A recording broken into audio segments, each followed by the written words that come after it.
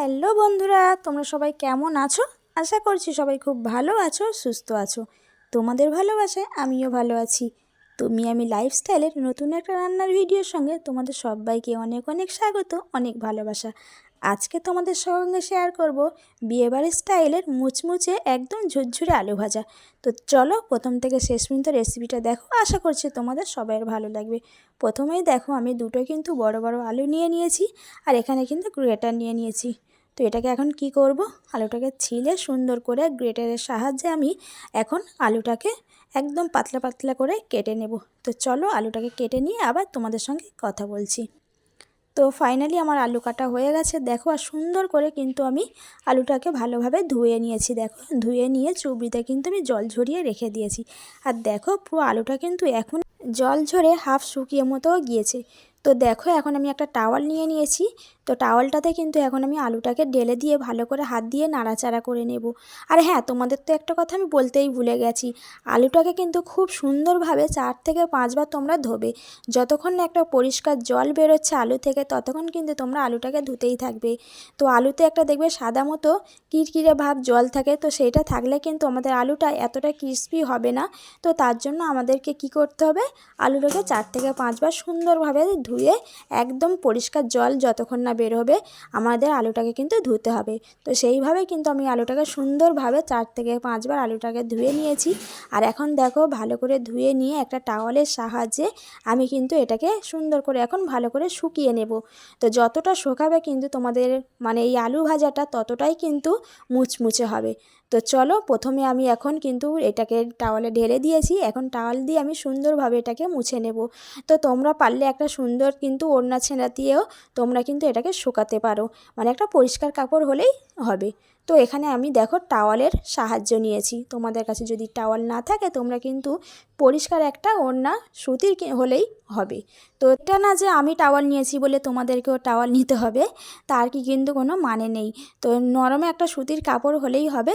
তো যাই হোক গে, চলো তোমরা আমার কথা শুনে বুঝতেই পেরেছো আমি তোমাদেরকে কি বলতে চাইছি।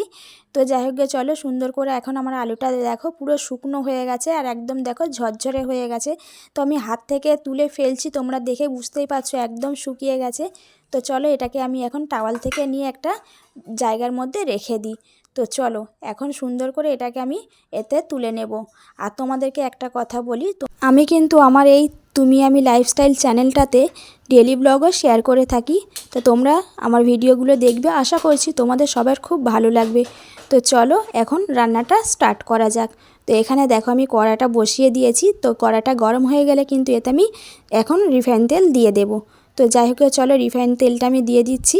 আর অনেকেও এখন আমার কড়াটা দেখে অনেক কিছু মন্তব্য করবে, তো সরি তোমাদেরকে সবাইকেই বলছি, আমি কিন্তু প্রপারভাবে আমি কিন্তু রান্নার ভিডিও তোমাদের সঙ্গে শেয়ার করি না। এটা আমার কিন্তু ডেলি ব্লগের চ্যানেল। যেহেতু আমি রান্না পছন্দ করি, তো সেই জন্য তোমাদের সঙ্গে নতুন নতুন রান্না কিছু যদি করি সেটাই শেয়ার করি। আর তোমরা সত্যি প্রচুর আমাকে ভালোবাসা দাও আমার এই রান্নার ভিডিওতে, তোমরা আমাকে অনেক অনেক সাপোর্ট করো। তো সেই ভালোবাসার জন্য আমি কিন্তু তোমাদের সঙ্গে এই সুন্দর সুন্দর রেসিপিগুলো শেয়ার করার চেষ্টা করি। সত্যি কথা বলতে আমি যখন এই রান্নার রেসিপিগুলো তোমাদেরকে দিই, তোমরা কিন্তু প্রচুর আমাকে ভালোবাসা দাও।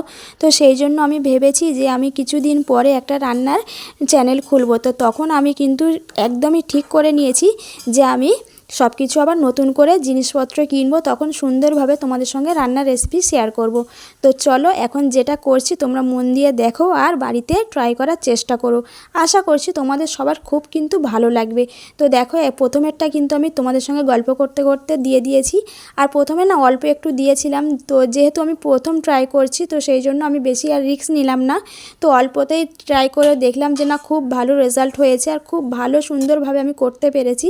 তো সেকেন্ডবার আবার দিয়ে দিচ্ছি দেখো আলুটা, আর সুন্দরভাবে দিয়ে এখন নাড়াচাড়া করে নেব।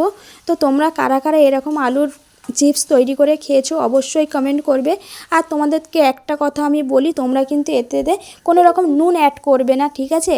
আমরা যদি আলুতে এর আগে থেকে নুন অ্যাড করে থাকি না, আমাদের আলুটা কিন্তু এতটা মুচমুচে হবে না। তো সেই জন্য আমি কিন্তু এতে কোনো রকম কোনো নুন অ্যাড করিনি। আর তোমাদেরকে একটা কথা বলি, তোমাদেরকে কিন্তু এই গ্যাসের আগুনটা কিন্তু একদমই লো ফ্লেমে করে রাখতে হবে।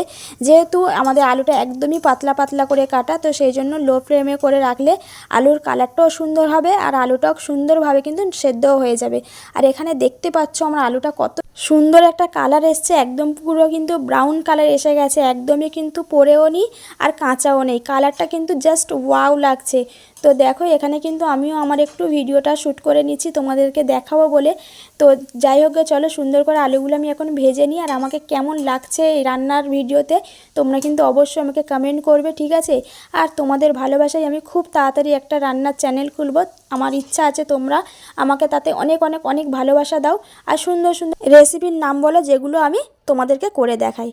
তো যাই হোক চলো ফাইনালি কিন্তু আমার একদম ঝুরঝুরে মুচমুচে আলু ভাজা রেডি হয়ে গেছে। তো দেখতেই পাচ্ছ কত সুন্দর একটা কালার এসছে, তো একদমই মুচমুচে হয়েছে, তোমাদেরকে বলে বোঝাতে পারবো না কতটা মুচমুচে হয়েছে।